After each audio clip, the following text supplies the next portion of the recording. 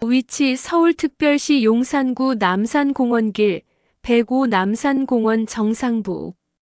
높이 해발 약 479.7m, 남산 높이 243m, 타워 높이 236.7m. 완공 1975년.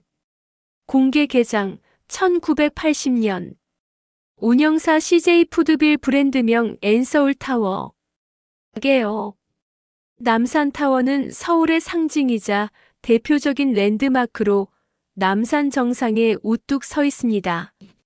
1971년에 방송 송신용 타워로 건설이 시작되어 1975년 완공되었고 1980년 일반인에게 개방되면서 관광 명소로 자리 잡았습니다. 현재는 단순한 방송용 송신탑이 아니라 서울의 야경, 전망, 사랑의 자물쇠로 유명한 관광문화 복합공간으로 운영되고 있습니다. 구조 및 시설. 타워는 여러 층으로 구성되어 있으며 각 층마다 다른 기능이 있습니다. 주요 시설. 지하 1층 기념품숍, 식당, 미디어 아트존. 1층 전망대 입구 매표소. 2층 3층 레스토랑, 카페, 전시관. 4층 디지털 전망대 360도 서울 전경 감상 가능.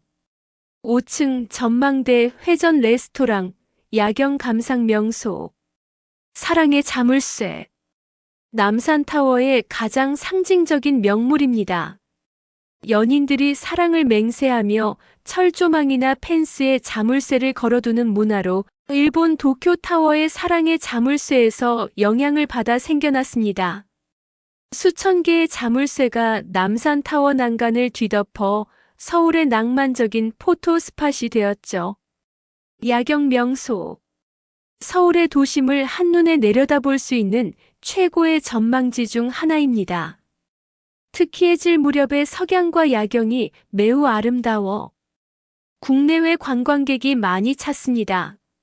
맑은 날에는 북한산, 한강, 롯데월드타워, 서울시청 주변까지 보입니다. 오르는 방법. 남산 케이블카 명동 인근에서 출발해 타워 근처까지 올라감. 남산 순환버스 명동, 이태원, 서울역 등에서 운행. 도보 등산로, 남산공원 산책로를 따라 천천히 걸어 올라가기 약 20분에서 30분 소요. 문화예술 공간.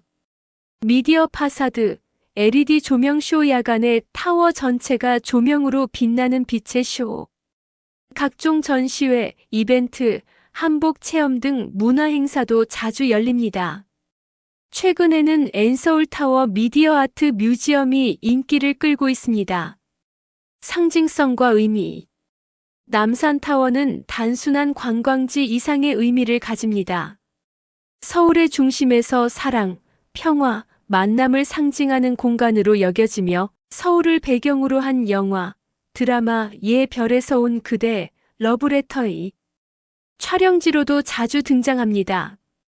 인기 포토 스팟. 전망대 유리창 앞 서울 야경 배경 사진. 사랑의 자물쇠 벽. 케이블카 위에서 바라본 서울 도심. 남산길 단풍, 벚꽃길. 타워 상세 설명. 서울특별시 용산구 남산에 있는 송신탑이자 서울을 대표하는 랜드마크로서 세계타워 연맹 WFGT에 가입되어 있다. 정식 명칭은 남산 서울타워이며 보통은 남산타워로 불리는 편이다.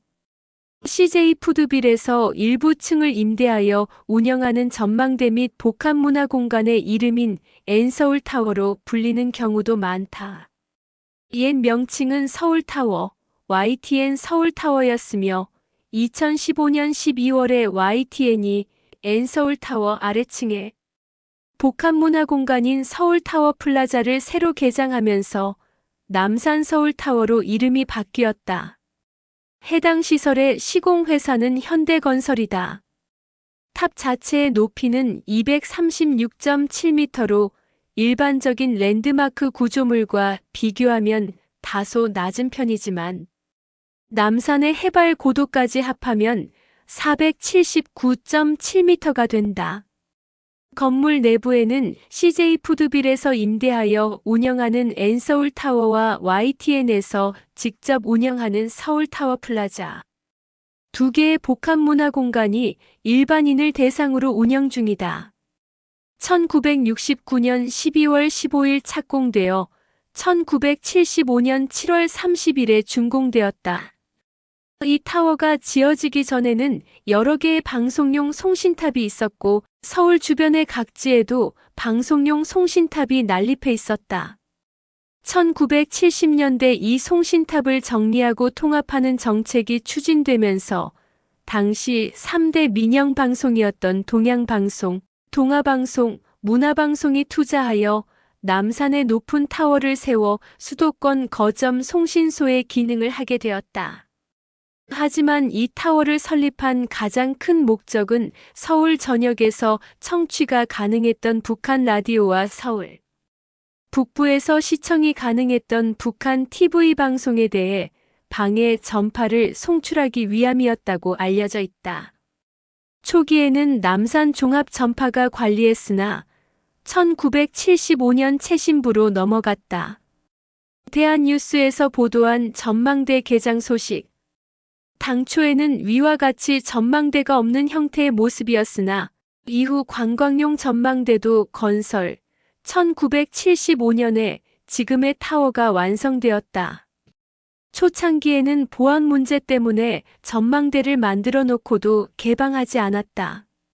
초기에 기자들에게 선공개를 실시했는데 이 당시 신문기사의 날씨가 맑으면 멀리 인천 앞바다는 물론 휴전선 너머 개성, 송악산까지도 볼 수 있다는 구절이 나오고 보안 검사 당시 고성능 소형 카메라로 은밀한 사진 촬영이 가능하다는 보안상 문제점까지 거론되었다. 이것을 안 박정희 대통령이 송악산이 훤히 보인다고 그럼 청와대도 다 들여다 보이겠네 라고 했고 그는 송신탑 외에 타 목적으로는 일체 불허하며 보안 문제에 대해서는 특별 조치를 내릴 것이라고 지시했다.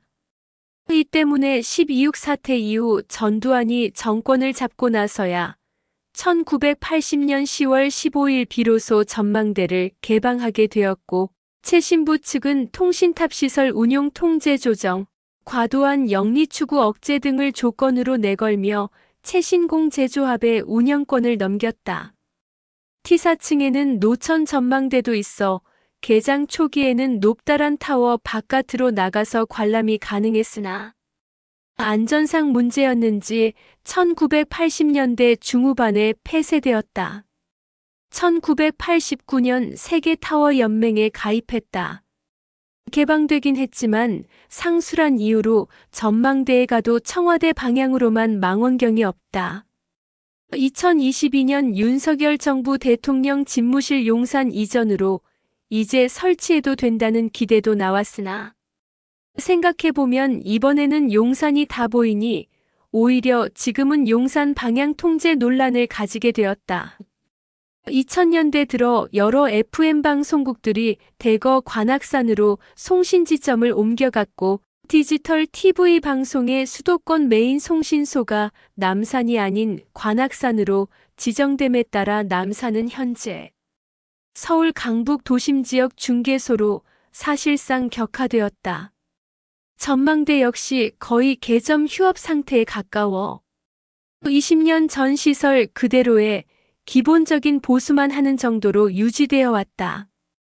특히 1994년 4월 30일자 KBS 뉴스 9에선 타워 내 수석전 시관의 청결관리 소홀, 안내원들의 불친절, 관람 내용 부실 등이 지적되었다. 1990년대 중후반 들어 최신공 제조합 측은 조합원들의 희망명 예퇴직, 구조조정으로 인한 퇴직 급증으로 재정난을 맞아 1999년 6월 법인 청산에 들어갔고 8월에는 정보통신부가 매각 추진 방안을 밝히고 12월부터 공개 경쟁 입찰을 개시하여 YTN이 SK텔레콤, 이랜드를 제치고 소유권을 인수했다. 2000년에는 3D 입체 영상관을 개설하고 타워 광장, 남쪽에 우산형 휴게실을 차리는 등 시설 개선에도 힘을 기울였다. 2005년 4월에 YTN 측이 CJ그룹과 서울타워 영업장, 리노베이션 계약을 맺어 영업시설에 대한 대폭 공사에 들어간 후 12월에 N서울타워로 재개장하여 이때부터 당시 정식 명칭이었던 서울타워보다 N서울타워로 많이 불리게 되었다. 리모델링을 거치면서 모든 시설이 현대적으로 탈바꿈하고 인테리어도 신경을 썼기 때문에 오래된 느낌이 들지 않는다. 또한 CJ 측은 신규 계열사 CJNCT에 상업시설 위탁 운영을 맡기도록 했다. 2013년에 위탁 운영사 CJNCT가 CJ푸드빌로 통합되었고 2015년 12월 YTN에서 N서울타워 아래층에 서울타워 플라자라는 복합문화 공간을 새로 개장함에 따라 서울타워의 정식 명칭도 2016년에 남산서울타워로 바뀌었다. CJ푸드빌이 운영하는 타워 부분과 YTN이 운영하는 플라자 부분은 분위기가 확연히 다르다. 2025년 7월 30일 남산서울타워 YTN 서울타워 준공 50주년을 맞아 타워의 개수 일환으로 탑신부 중단에 설치되어 있던 철제 구조물을 철거, 타워의 탑신이 본래의 일자형의 매끈한 형태로 변모했다. 교통. 남산을 오르는 법과 같지만 남산서울타워는 남산 꼭대기에 위치하므로 몇 가지의 차이점이 있다. 걸어가는 방법. 남산의 계단 코스, 국립극장 쪽에서 올라가는 코스 등이 있고 서울역에서도 힐튼 호텔 뒤편으로 가면 남산으로 올라가는 길이 있다. 회원역에서도 남대문 시장을 지나서 올라가는 길이 있다. 걷고는 싶지만 시간과 체력은 없다. 하는 사람들에게 추천하는 최단 코스가 있다.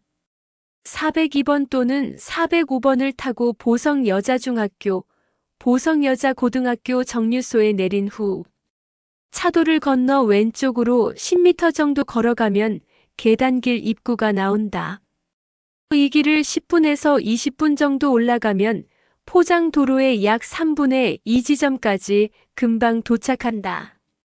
이 계단길은 중간에 쉴 수 있는 의자가 있고 분위기 있는 사진 찍기에도 좋다. 계단 끝에서 또 15분에서 20분 정도 천천히 걸어 올라가면 남산서울타워 코앞의 버스 정류장에 도착한다. 하지만 걷는 것을 싫어하거나 편하고 빠르게 남산서울타워에 가려는 관광객은 어지간하면 버스를 타고 가는 게 좋다. 중간에 버스 정류장이 없으므로 한번 걷기 시작하면 남산서울타워까지 계속 걸어가야 한다. 금방이라는 말에 혹해서 이 코스를 택했다가 끝없이 이어지는 계단 코스나 끝이 없는 차도에 주저앉는 자신을 발견할 수 있다. 버스 이용.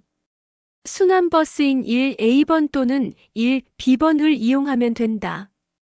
버스를 타면 편의점이 있는 정류장에서 정차하며 여기서 5분 정도 오르막길을 걸어 올라가야 정상에 도달한다.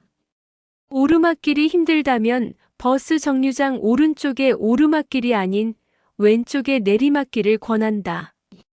약간 내려가다가 남산서울타워로 이어지는 오르막길이 나오는데 여기로 가면 남산서울타워 하단에 서울타워 플라자가 나온다. 여기로 들어가서 엘리베이터를 타면 된다. 지하철 버스 이용. 충무로역 2번 출구, 동대 입구역 6번 출구에 위에 소개된 순환버스가 정차하니 이걸 타고 올라가면 된다. 남산 케이블카 이용.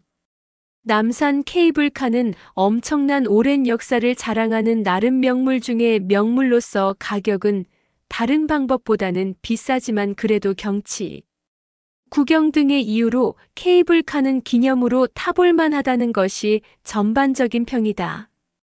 명동역 4번 출구나 회원역 1번 출구에서 10분 정도 걸으면 나오는 남산 3호 터널 근처에는 케이블카 승강장까지 이어지는 남산 오르미가 있다.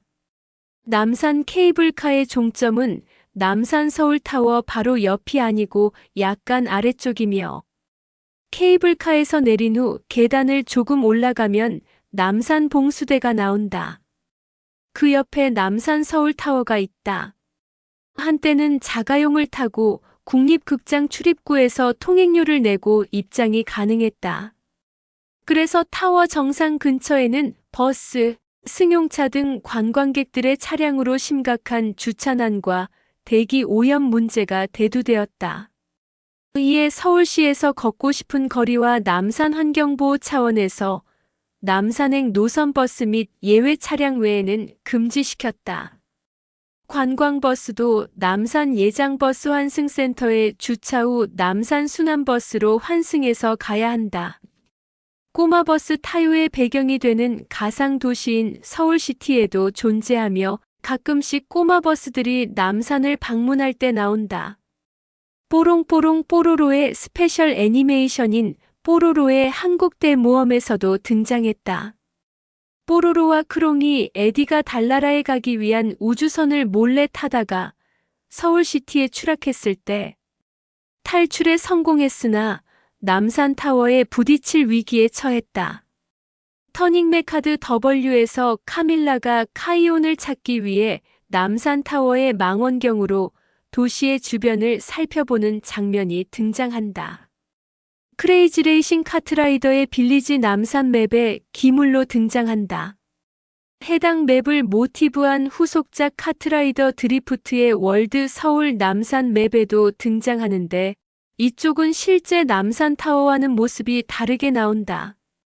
2018년 메이플 스토리의 검은 마법사 업데이트 당시 공개된 영웅 집결 애니메이션에서 키네시스의 뒤로 남산 서울타워가 배경으로 나온다.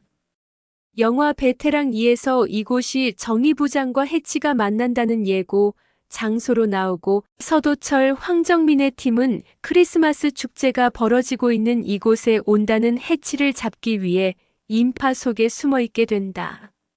서도철 팀에 있던 박선우, 정에 있는 파쿠르 기술을 이용해서 요리조리 도망치는 해치로 추정되는 인물과 많은 인파를 뚫고 추격전을 벌이다가 우여곡절 끝에 붙잡는다.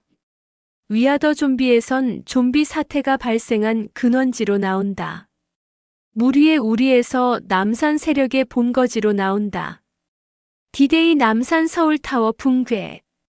드라마 디데이에서는 서울을 덮친 규모 6.5의 강진으로 인해 옆으로 쓰러지며 붕괴되고 옆에 있는 철탑도 함께 무너뜨린다. 영화 콘크리트 유토피아에서는 거대한 대지진으로 또다시 무너진다. 후속작인 황야의 오프닝에서도 무너진 모습으로 등장한다. 드라마 고독한 미식가 시즌 7 9화에서 대한민국 서울을 보여줄 때 성곽 주변과 같이 배경으로 나온다. 스페셜 포스 2의 탈취맵 스카이라인에서 트레이드 타워와 함께 배경 건물로 나온다. 캐대언 남산타워. K-팝 데몬 헌터스에서 배경으로 자주 등장할 뿐만 아니라 2에서 3만 석 규모의 오각형 공연장이 딸린 형태로 등장한다.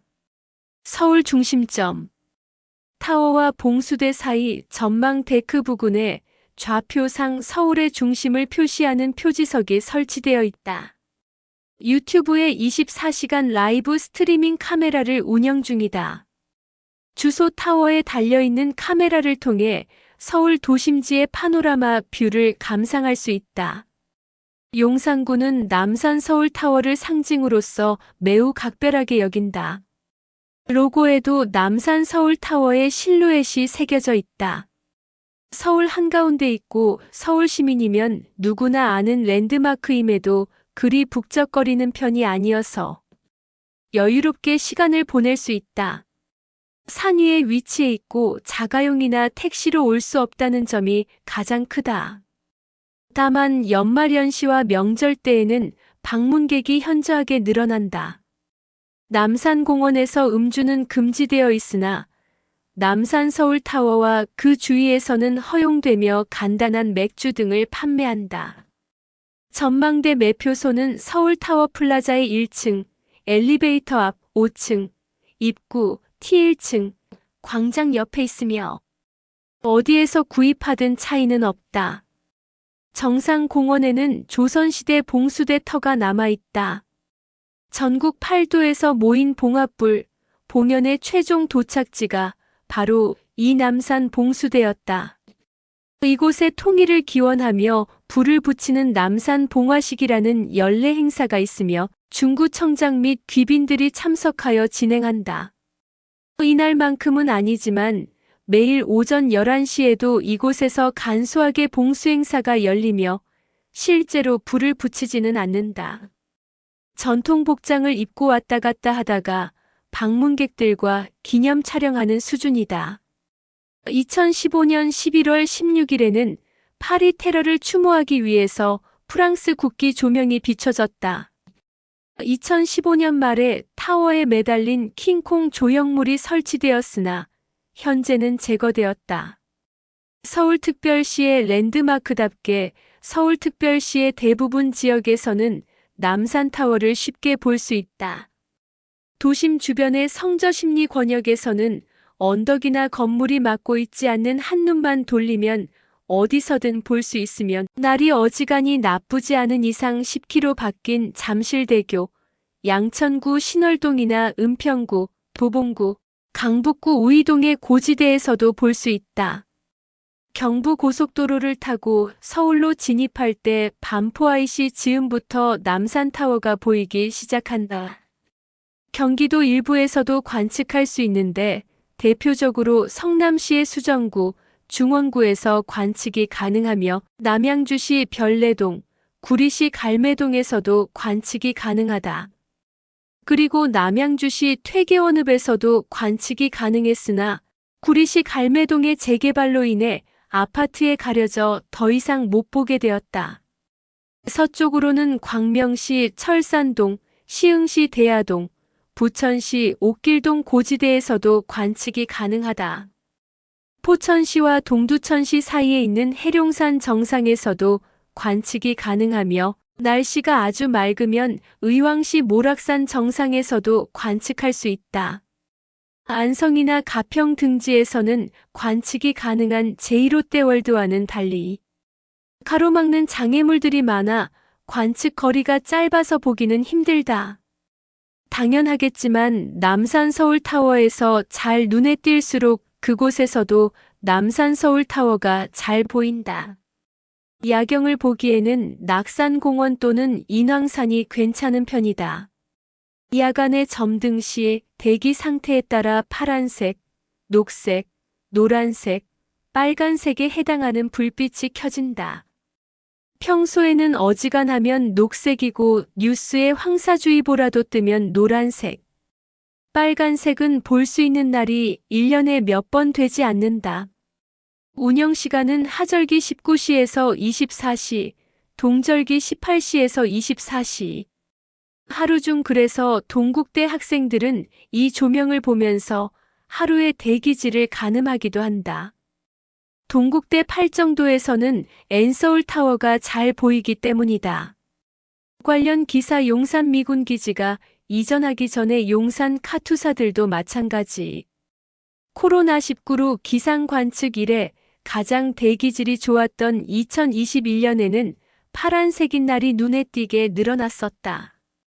정상 광장의 북측 관람대가 확장 중이었는데 2017년 10월에 공사가 완료되었으며 이전보다 더 탁 트인 시야로 관람할 수 있게 되었다.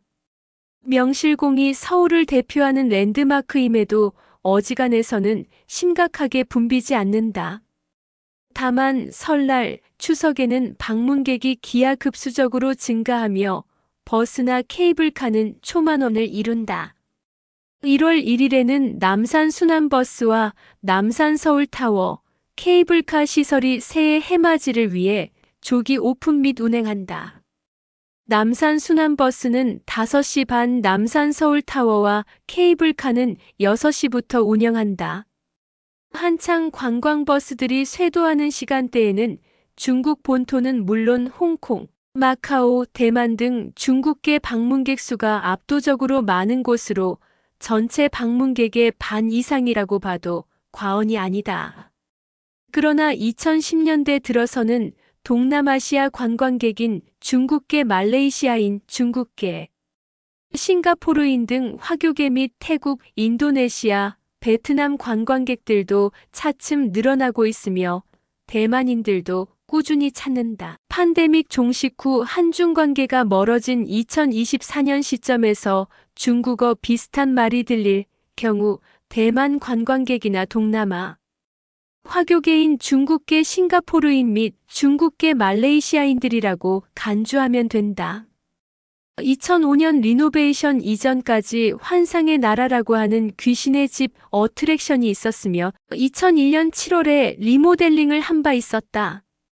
다른 귀신의 집이랑 다른 게 초반에는 아기자기하고 귀여운 동화 속 세상이 나오지만 중반부부터 분위기가 어두워지더니 공포스럽게 변해버린다는 다른 귀신의 집과 차별화된 특징을 가지고 있다. 환상의 나라의 로고도 아기자기하다. 누가 보면 귀신의 집이 아니라고 생각할 정도. 또한 공포심을 극대화하기 위해 내부에 수많은 특수 효과가 설치되어 있으며 막다른 길도 있었다. 1988년부터 15년간 2층에 수석 광물 전시관도 있었는데 2003년 12월에 전시관이 경기도 남양주시 진저읍 내강리 587-2로 이전하면서 현재의 우석 헌자 연사박물관이 되었다. 지하 공간에는 1984년부터 13년 동안 남산타워 해양수족관이 자리 잡았다가 1997년 12월 박희문 1935년에서 2007년이 지구촌민 속박물관을 이곳에 세워 자신이 전 세계를 돌며 수집한 민속유물 1,000여 점을 전시한 바 있었다. 2004년 소장 유물 전량이 서울특별시교육청 교육연구정보원으로 기증되어 문을 닫았고 2006년 지구촌민속교육박물관으로 재탄생했다가 교통여건 열악, 수장고, 미비 등으로 운영상 어려움이 생겨 2017년에 연구원 측이 국립민속박물관에 유물들을 전량 기증하면서 문을 닫았다. 타워 아래에 위치한 남산타워 플라자에는 의외로 방문객들이 오래 머무르지 않으며 이에 따라 입점 업체들이 자주 바뀐다. 문을 닫고 곧바로 새 업소가 입주하는 것이 아니기 때문에 준비 중인 상태로 운영을 하지 않는 곳이 꽤 있다. 남산타워의 옆에 있는 빨간 철탑은 KBS 송신탑으로 1961년에 세워졌고 1987년 그 자리에 현재와 같은 새 철탑으로 대체되었다. 높이는 113m이다. 아날로그 TV 방송과 라디오 전파를 송신하는 남산타워와 달리 디지털 TV 방송 전파를 송신한다. 2000년대 초반까지만 하더라도 서울에서 불꽃놀이가 열린다고 하면 높은 확률로 남산에서 개최되었다. 대개 국경일이나 대통령 취임일에 개최되었는데 서울올림픽 X주년 또는 김대중 대통령, 노벨상 수상과 같이 특별한 행사가 있는 경우에도 간간히 열렸다. 오늘날에는 여의도 불꽃축제에 그 위치를 상당 부분 내준 상태다. 남산타워가 있는 정반대쪽의 언덕에 작은 송신탑 하나가 있는데 캠프모스라고 불리는 주한미군기지다. 남산도서관 주차장은 밤 시간대에 튜닝카, 슈퍼카 등이 엄청나게 많다. 그리고 이들이 드리프트, 배기음으로 민폐를 끼쳐 인근 주민들은 좋게 보지 않는다. 2022년 2월 27일 러시아의 우크라이나 침공과 관련해 평화의 빛 캠페인에 동참했다. 이 캠페인은 세계 주요 도시 랜드마크의 우크라이나 국기를 상징하는 파란색과 노란색 조명을 비추는 운동이다. 당해 여름에 브라질 축구 국가대표팀이 한국과의 친선 경기로 인해 대한민국을 방문한 바 있는데 훈련을 한 뒤 바로 자면 시차 적응이 어려우므로 시차 적응을 위해 남산타워를 방문했다. 2023년 4월 1975년에 설치된 엘리베이터를 오티스 엘리베이터로 부분 교체했다. 이와 동시에 미디어월도 새롭게 바뀌었는데 전에는 정신없던 음악과 우주로 날아가는 장면이었지만 지금은 웅장한 음악과 서울 장관을 보여주는 등의 영상으로 바뀌었다. 모델은 DS4이며 엘리베이터 자체는 부분 교체가 아니라 전면 교체 수준으로 환골탈태했지만 안내방송의 평은 최악이다. 깡통 엘리베이터에서나 보일 법한 마이너스 차임만 나온다. 모교체 후 OF 외부 층표 시기가 호출 버튼과 통합되면서 위쪽에서 옆으로 이동했다. 특이하게도 T4층 하행 승강기 탑승하는 곳에서 LCD 외부 층표 시기가 달려있으며 층표시 및 시설 속에 등을 띄워두고 있다.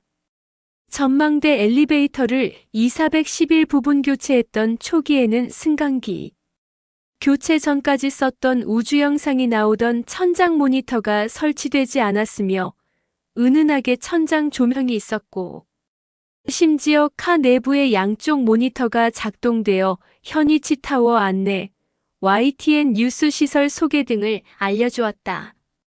당시가 2000년대 후반이라는 걸 생각했을 때 모니터에 띄워주던 그래픽, 뉴스 등이 정말 대단하다고 볼 수 있었으며 2023년 현재 봐도 전혀 어색하거나 촌스럽지 않다. 이때는 문짝과 차량 옆면에 유리창이 있어 서로 옆차가 움직이는 것도 볼 수 있었고 바닥 조명도 이 당시에는 켜져 있었으나 리모델링 이후 천장에 모니터가 설치되며 양쪽의 모니터와 바닥 조명이 꺼지고 유리창도 막혔다. 내부 리모델링 이후에는 이걸 타고 올라갈 때 천장에 달려있는 화면을 보면서 올라간다. 2023년 6월 12일부터 6월 25일까지 방탄소년단 데뷔 10주년 기념으로 보라색 조명이 비추어졌다. 타워 정상에 7,000원이나 하는 시크릿박스라는 가짜 랜덤 상자 자판기가 있는데 자판기 내부에 제품이 아예 없어서 사기 논란이 생겼다.